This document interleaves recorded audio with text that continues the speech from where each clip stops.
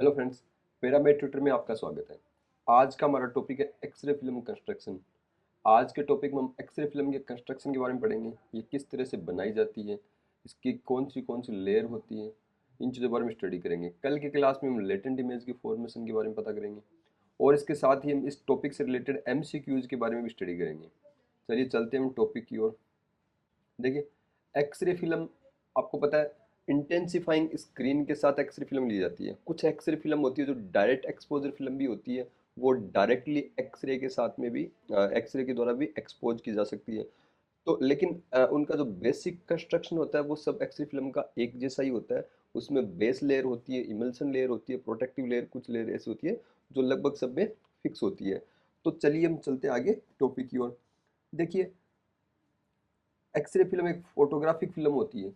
इस x ray film पर radio sensitive silver halide grain की कोटिंग की गई होती है। इस पर रेडियो सेंसिटिव एक जो या फोटोग्राफिकली एक्टिव इमल्सन होता है, इमल्सन लेयर इसके ऊपर होती है, इसकी इस पर कोटिंग की जाती है। ये जो कोटिंग होती है ये ट्रांसपेरेंट एक सीट होती है, प्लास्टिक की सीट होती है, जिसके दोनों साइड, एक साइड या दोनों साइड, दोनों तरफ भी कोटिंग कर सकते हैं और एक साइड भी कोटिंग कर सकते हैं। ये ट्रांसपेरेंट जो पेरेंट जो प्लास्टिक की सीट होती है इसे फिल्म का बेस कहा जाता है, इसे फिल्म का बेस कहा जाता है। और इसको इमल्सन को इस बेस के साथ में एक एडहेसिव लेयर के द्वारा हम इसको चिपका दिया जाता है ताकि ये एक दूसरे से टाइटली ये एक दूसरे से चिपकी रहे। और इसके ऊपर एक और कोट लगा दिया जाता है जो इसे मैकेनिकल प्रोटेक्शन प्रदान करता है, एक्सरे फिल्म को मैकेनिकल प्रोटेक्शन प्रदान करने का काम करता है, जिसे हम सुपर कोटिंग भी कहते हैं। तो चलिए चलते हैं हम टॉपिक पर आगे। एक एक हम इसकी लेयर उनके बारे में देख लेते हैं। तो सबसे पहली लेयर है फिल्म बेस। एक्सरे फिल्म की जो सबसे पहली लेयर है फिल्म बेस। फिल्म बेस का जो मुख्य काम है कि ये जो इमल्सन लेयर होती है बहुत ही नाजुक लेयर होती है। ये क्या होती है? फ्रेगाइल या नाजुक लेयर होती है, जिसे फोटोग्राफिक इमल्सन कहते हैं। इसको सपोर्ट प्रदान करती है। इसको क्या करती है? सपोर्ट प्रदान करने का कार्य करती है। कोई भी एक्सरे फिल्म का जो फिल्म बेस है, उस फिल्म बेस में निम्नलिखित तीन विशेषताएं तो होनी जरूरी होती है। क्या? सबसे पहली तो जैसे ये एक्सरे फिल्म का बेस है, इस एक्सरे फिल्म के बेस पर कोई विजिबल पैटर्न नहीं होना चाहिए। इस पर कोई विजिबल पैटर्न नहीं होना चाहिए। यानी प्रकाश की किरण, अगर लाइट फोटोन इधर से गिरेगा तो वो सीधा इसके दूसरी साइड में पार चला जाना चाहिए। ये ट्रांसपेरेंट होनी चाहिए। ये क्या होना चाहिए? ट्रांसपेरेंट या पारदर्शक होनी चाहिए। ये ट्रांसपेरेंट या पारदर्शक होनी चाहिए, जिससे ये कोई लाइट को एब्जॉर्ब नहीं करे। हमें इस एक्सरे देखे तो एक्सरे में एकदम से स्पष्ट दिखाई दे। दूसरा, जो फिल्म है, इस ये फिल्म क्या होनी चाहिए? फिल्म की जो फ्लेक्सिबिलिटी है, लचीलापन, इसकी थिकनेस है, मोटाई, और जो इसकी स्ट्रेंथ है, वो इस तरह की होनी चाहिए कि हम फिल्म को जब डेवलप करते हैं, प्रोसेस करते हैं, ये चीज़ें उसकी डेवलपमेंट प्रक्रिया में कोई कठिनाई उत्पन्न ना करें। डेवलपमेंट प्रोसेस है वो आसानी से हो जाए। उसकी फ्लेक्सिबिलिटी, थिकनेस और स्ट्रेंथ के कारण उसके जो डेवलपमेंट के अंदर कोई इश्यू नहीं होना चाहिए, कोई परेशानी नहीं होनी चाहिए। इसके अलावा थर्ड है, फिल्म जो एक्सरे फिल्म का बेस है ये डायमेंशनल स्टेबल होना चाहिए। मतलब जैसे अगर आप मान लो इसको, आप इसको जो जो फिल्म का जो, जैसे मेरे पास एक्सरे फिल्म है, मैं एक्सरे फिल्म आपको दिखाता हूँ। ये एक्सरे फिल्म है। इस एक्सरे फिल्म को अगर आप इससे मोड़ रहे हो या इसको आप इस तरीके से इसको खींच रहे हो, तो इसकी जो डायमेंशन है, लंबाई चौड़ाई है, या इसकी जो थिकनेस है, इसमें कोई चेंज नहीं आना चाहिए। ये डायमेंशनली क्या होना चाहिए? स्टेबल होना चाहिए। आप अगर इसको रोल करते हो, रोल करने के बाद वापस इसको छोड़ोगे तो एकदम से सीधी होनी चाहिए। ये कि नहीं है कि एक साइड में रोल हो गई, इस तरह से हो गई। तो ये एक्सरे फिल्म क्या होनी चाहिए? पर्याप्त मात्रा में डायमेंशनल स्टेबल होना चाहिए, बेस सब स्टेबल होना चाहिए। जो इसकी, और ये अभी एक्यूरेट नहीं, अगर इसको मान लिया हम फिल्म को लॉन्ग टाइम तक स्टोरेज करते हैं या डेवलपिंग प्रोसेस के दौरान भी इसकी जो डायमेंशन उसमें कोई चेंज नहीं आना चाहिए। देखिए, फिल्म बेस के बारे में कुछ और चीज़ें आपको बताना चाहता हूँ कि सबसे पहले जब ये चीज़ें नहीं थी, प्लास्टिक नहीं था और जो पॉलिएस्टर भी नहीं था, उस समय ये बात है फर्स्ट वर्ल्ड वॉर की। उस समय एक्सरे की जो जो बेस होता था वो कांच की प्लेट काम में ली जाती थी। वो क्या होता था? कांच की प्लेट, जो ग्लास प्लेट होता है वो काम में लिया जाता था। इसकी इस ग्लास प्लेट की एक सरफेस के ऊपर क्या करते थे? इमल्सन की कोटिंग कर देते थे। इनके क्या करते थे? इमल्सन की कोटिंग कर देते थे। जो लेकिन फर्स्ट वर्ल्ड वॉर के बाद क्या हुआ, बेल्जियम के अंदर ये फोटोग्राफिक ग्लास है, इसकी आपूर्ति क्या करता था, वहां से इसकी सप्लाई बंद हो गई। तो उस समय ये कमी महसूस हुई इस चीज की कि एक्सरे फिल्म बेस की एक ऐसा बेस होना चाहिए जो लेस फ्रेगाइल हो, कम भंगुर हो। जैसे कांच है तो थोड़ा सा मैकेनिकल स्ट्रेस उस पर पड़ता है और वो टूट जाता था, तो कहा कि एक ऐसा हमें बेस चाहिए, एक्सरे फिल्म बेस की आवश्यकता महसूस हुई कि जो इसको रिप्लेस कर सके। 1914 में सबसे पहले सेल्यूलोज नाइट्रेट को, जो उससे पहले भी फोटोग्राफिक फिल्म है, उससे पहले कैमरे का आविष्कार हो चुका था। तो एक्सरे की जो फोटोग्राफिक जो रील होती थी उसके लिए सेल्यूलोज नाइट्रेट को बेस के रूप में काम में लिया जाता था। तो एक्सरे फिल्म के लिए भी सेल्यूलोज नाइट्रेट को क्या किया जाने लगा, बेस के रूप में काम में लिया जाने लग गया। लेकिन सेल्यूलोज नाइट्रेट है, ये फ्लेमेबल होता है, ये ज्वलनशील होता है, और जब मान लो स्टोरेज कर रखा है या इसके कारण से बहुत सारी आगजनी की घटनाएं होने लग गई। तो इसलिए 1924 1924 में क्या गया, सेल्यूलोज ट्राई एसीटेट बेस को विकसित किया गया, जिसे सीटीए बोला जाता था। जिसे क्या बोला जाता था, सीटीए, सेल्यूलोज ट्राई एसीटेट। ये फ्लेमेबल नहीं था। और 1960 में सबसे पहले पॉलिएस्टर बेस, जो आज भी एक्सरे फिल्म का जो बेस का मिल जाता है वो पॉलिएस्टर का होता है, पॉलिएस्टर बेस्ड जो एक्सरे का जो बेस है वो तैयार किया गया। यानी एक्सरे फिल्म तैयार की गई जिसका बेस पॉलिएस्टर का बना होता है, पॉलिएस्टर का। पॉलिएस्टर की विशेषता ये है कि बहुत ही ज़्यादा डायमेंशनल स्टेबल है, ये बहुत ज़्यादा, इसलिए इस कारण से पतली एक्सरे फिल्म भी बनाई जानी पॉसिबल हो पाई। तो ये डायमेंशनल स्टेबल होता है। सेल्यूलोज ट्राई एसीटेट और पॉलिएस्टर है, ये दोनों ही क्या है, ये दोनों ही कलरलेस होते हैं।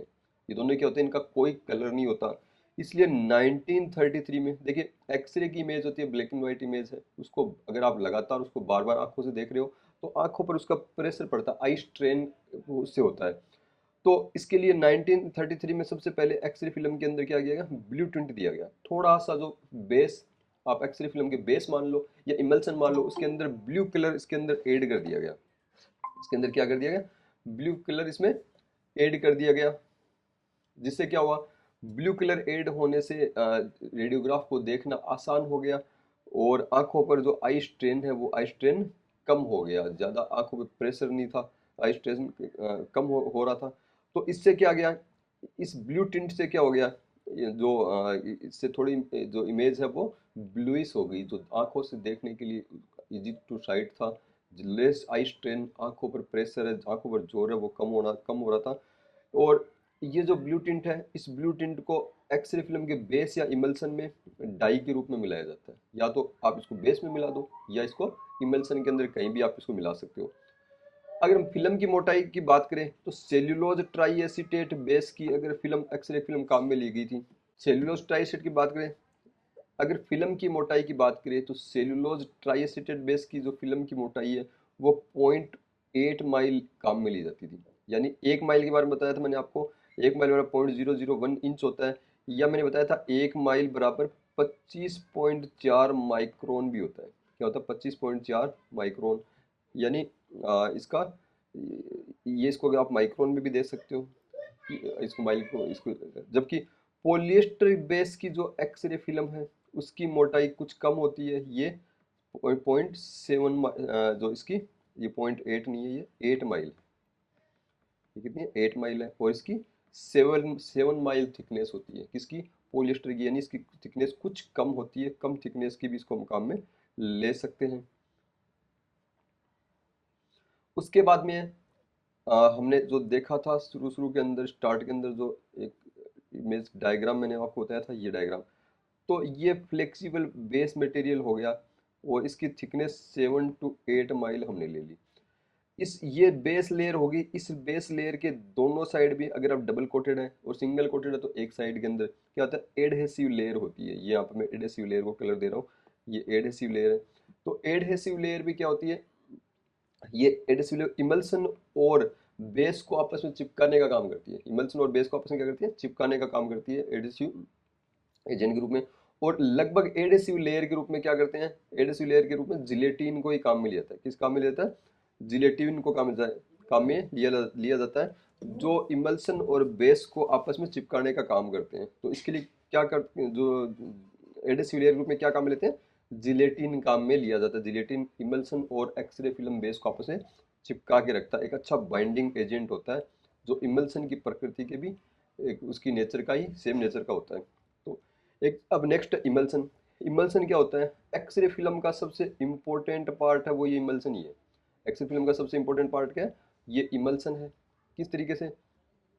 देखिए, इसी इमल्सन के अंदर ही photo sensitive silver halide grain का डिपोजिशन होता है। किसके अंदर? इस इमल्सन के अंदर photo sensitive silver halide grain का, जो कि एक्सरे रेडिएशन या लाइट के प्रति क्या होते हैं? सेंसिटिव होते हैं।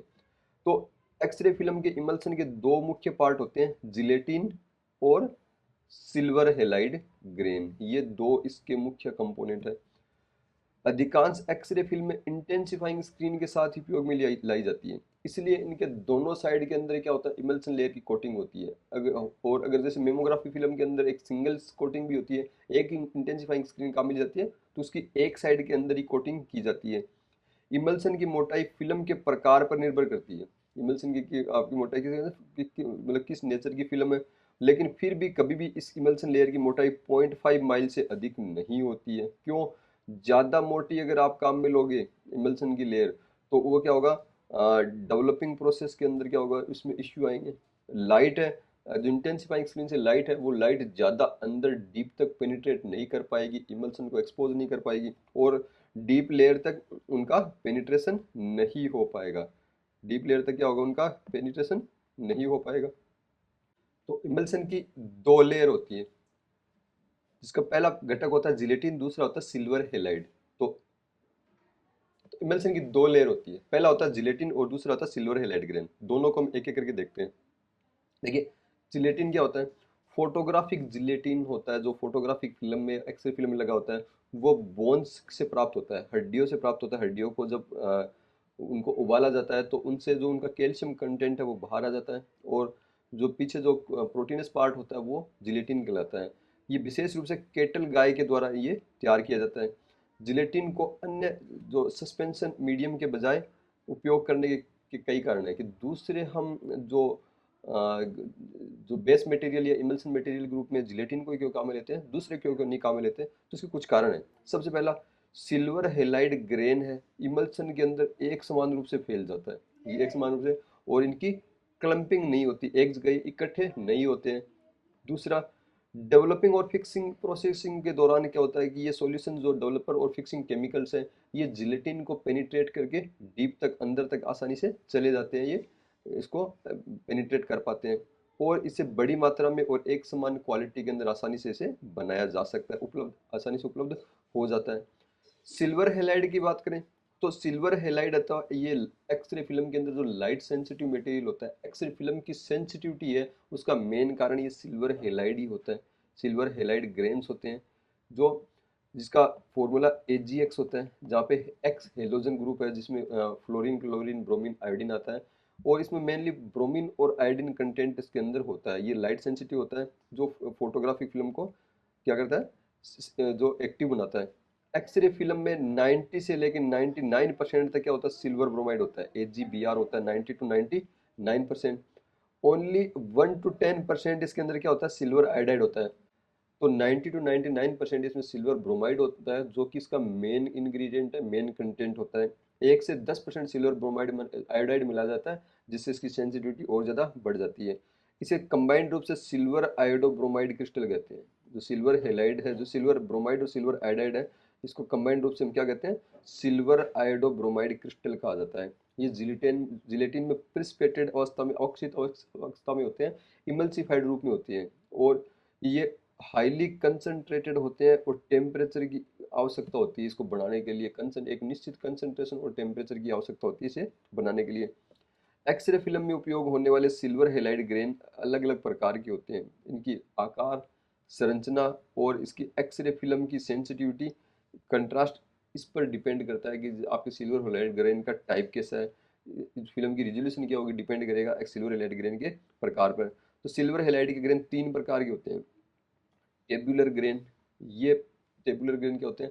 फ्लैट होते हैं, चपटे होते हैं, यानी मोटाई कम होती है और इनकी लंबाई चौड़ाई क्या होती है? ज़्यादा होती है। जैसे आप टेबुलर ग्रेन आप देख सकते हो, इनकी सतह का क्षेत्रफल ज़्यादा होता है, क्योंकि चपटे होते हैं तो इसका एरिया, सरफेस एरिया ज़्यादा होता है, और स्क्रीन से आने वाली लाइट को, ये एरिया ज़्यादा होगा तो स्क्रीन को ज़्यादा अच्छे अच्छे तरीके से क्या करते हैं? कैप्चर कर पाते हैं। ये ग्रेन कम सिल्वर हैलाइड जो मतलब केमिकल का उपयोग करके भी अधिक अधिक सेंसिटिव और हाई रेजोल्यूशन की इमेज हमें प्रदान करते हैं। जो मॉडर्न हाई स्पीड जो एक्सरे फिल्म होती है वो इसी इसी प्रकार के ग्रेन की सहायता से बनाई जाती है। दूसरी है ग्लोब्यूलर या क्यूबिक ग्रेन। इसमें ग्रेन होते हैं वो क्यूबिक अवस्था में होते हैं, यानी उनकी लंबाई चौड़ाई के अलावा वो मोटे भी होते हैं, ये क्यूब के जैसे होते हैं और सभी दिशाओं में इनके आकार क्या होता है, एक समान होता है। ये इनसे बनने फिल्म क्या होती है, मीडियम सेंसिटिव होती है और कॉन्ट्रास्ट भी क्या होता है, बैलेंस्ड होता है। ये ग्रेन जो कन्वेंशनल रेडियोग्राफी फिल्में होती है उसके अंदर आमतौर पर यही ग्रेन उपयोग में लिए जाते हैं। कौन से, ग्लोब्यूलर या क्यूबिक जो ग्रेन होते हैं। थर्ड है इरेग्युलर या पॉलीहेड्रल ग्रेन्स। ये अनियमित आकार के या बहुभुज आकार के ग्रेन होते हैं, अलग अलग होते हैं, अलग अलग साइज भी अलग होती है, आकार भी अलग होता है। ये अनियमित प्रकार के होते हैं, इनके आकार में भी क्या होती है, बहुत विविधता होती है, कोई छोटा होगा कोई बड़ा होगा, इस तरीके से होता है। इनसे बनी फिल्में क्या होती है, कम रेजोल्यूशन की होती है और इनको स्पेशल जो ऑब्जेक्टिव होते हैं, विशेष उद्देश्य होते हैं, उनके कारण उनके लिए इनको बनाया जाता है। इसके बाद जो लास्ट लेयर है, जो इमल्सन लेयर के ऊपर जो लेयर होगी वो क्या कहलाती है, सुपर कोटिंग लेयर कहलाती है। तो क्या कहलाती है, सुपर कोटिंग लेयर। ये सुपर कोटिंग के रूप में भी क्या करते हैं, एक पतली जिलेटिन की परत ही काम में ली जाती है। सुपर कोटिंग के लिए क्या करते हैं, पतली जिलेटिन लेयर को ही काम में लिया जाता है। ये क्या कहलाती है, सुपर कोटिंग कहलाती है। ये इमल्सन को मैकेनिकल डैमेज से प्रोटेक्ट करती है, यानी अगर इमल्सन लेयर के ऊपर मान लो अगर कोई अपने को उस पर कोई स्क्रैच वगैरह लगेगा तो उससे क्या होगा, सिल्वर हेलाइड ग्रेन बाहर आ सकते हैं, तो उनसे को प्रोटेक्ट करने के लिए क्या करते हैं, ये उसको प्रोटेक्ट करता है। यानी सिल्वर हेलाइड जो इमल्सन है उसको खरोंच से, रगड़ से आदि से और फिंगरप्रिंट आदि से सुरक्षा प्रदान करता है। इसे एंटी अब्रेसिव कोटिंग भी कहते हैं। इसे क्या कहते हैं, एंटी अब्रेसिंग कोटिंग भी इसको कहा जाता है। इस सुपर कोटिंग में कुछ स्पेशल प्रकार के सब्सटेंस भी मिलाए जाते हैं जो फिल्म को स्मूथ और स्लिक बनाते हैं, जिससे इसकी हैंडलिंग भी क्या हो जाती है, आसान होती है और फिल्म की क्वालिटी भी बनी रहती है। तो हमने जो ये इसके अंदर जो इसके 4 प्रकार के हमने जो पढ़े हैं, जो लेयर पढ़ी है, इसमें सिर्फ एक लेयर ऐसी है जिसमें अलग सब्सटेंस है, बाकी 3 लेयर के अंदर किसी न किसी जो तरीके से जिलेटिन मिलाया हुआ है। जो यहाँ पे जो फिल्म बेस है सिर्फ ये पॉलिएस्टर का बना हुआ है, बाकी मैंने आपको बताया था जो एडहेसिव है ये भी जिलेटिन का बना हुआ है, और जो इमल्सन है इसके अंदर सिल्वर हेलाइड ग्रेन है वो जिलेटिन के अंदर ही इमल्सिफाइड अवस्था के अंदर, प्रिसिपिटेड अवस्था के अंदर होता है।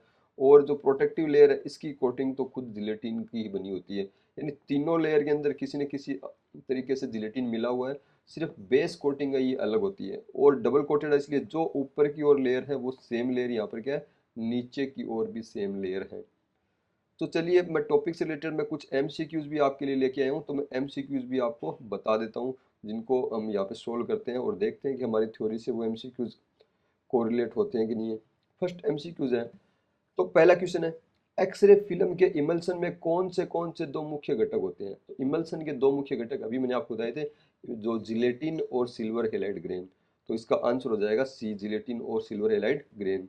सेकंड है, एक्सरे फिल्म की इमल्सन लेयर की अधिकतम मोटाई कितनी होती है। मैंने अभी आपको बताया था 0.5 माइल से अधिक नहीं लेते। इसकी मोटाई अलग अलग फिल्म के उद्देश्य के आधार पर अलग अलग होती है, लेकिन 0.5 माइल से तो कभी भी ज़्यादा नहीं होगी। थर्ड है, सुपर कोटिंग का मुख्य कार्य क्या होता है। मैंने आपको बताया था सुपर कोटिंग है ये एक्सरे की जो इमल्सन लेयर को रगड़ने से या स्क्रैच से बचाता है, मैकेनिकल डैमेज से बचाता है। तो ये इमल्सन को मैकेनिकल डैमेज से बचाता है, इसका ऑप्शन हो जाएगा थर्ड हो जाएगा। फिल्म को रंग देना, रंग नहीं देता। रसायन से बचाना, रसायनों से प्रोटेक्शन का काम नहीं होता। सिल्वर हेलाइड को स्थिर करना, स्थिर भी सिल्वर हेलाइड को नहीं करता। इमल्सन क्या करता है, मैकेनिकल डैमेज से। प्रोटेक्टिव लेयर होती है क्या करती है, सुपर कोटिंग, इसको मैकेनिकल डैमेज से बचाती है। फोर्थ है, सुपर कोटिंग को एंटी एब्रेसिव कोटिंग क्यों कहा जाता है, क्योंकि ये फिल्म को रंग देती है नहीं, फिल्म को रेडिएशन से बचाती है नहीं, क्योंकि ये इमल्सन को रासायनिक प्रतिक्रिया से बचाती है नहीं, क्योंकि ये इमल्सन को खरोच और मैकेनिकल डैमेज से बचाती है। तीसरा आंसर क्यों नहीं होगा, क्योंकि ये रासायनिक प्रक्रिया से नहीं बचाती है, ये तो उल्टा डेवलपर और फिक्सर के केमिकल्स को अपने अंदर से जाने देती है ताकि वो सिल्वर हेलाइड ग्रेन से रिएक्शन कर सके। रेडिएशन से भी नहीं बचाती है। रेडिएशन तो डायरेक्ट एक्सरे एक्सपोजर फिल्म होती है, वो एक्स रेडिएशन से, एक्सरे जो रेडिएशन है उसके से एक्सपोज डायरेक्ट होती है, तो रेडिएशन से ये नहीं बचाती है। फिफ्थ है, सिल्वर हेलाइड में सबसे अधिक मात्रा में पाए जाने वाला यौगिक कौन सा होता है। मैंने अभी आपको बताया था सिल्वर ब्रोमाइड होता है, ये 90 से लेकर 99% होता है, और सिल्वर आयोडाइड होता है ये 10 से लेकर 1% तक होता है। तो इसका आंसर हो जाएगा सी। तो ये आज की क्लास कंप्लीट है। एक नई क्लास के साथ जल्दी मैं आपके सामने आऊंगा, तब तक के लिए धन्यवाद।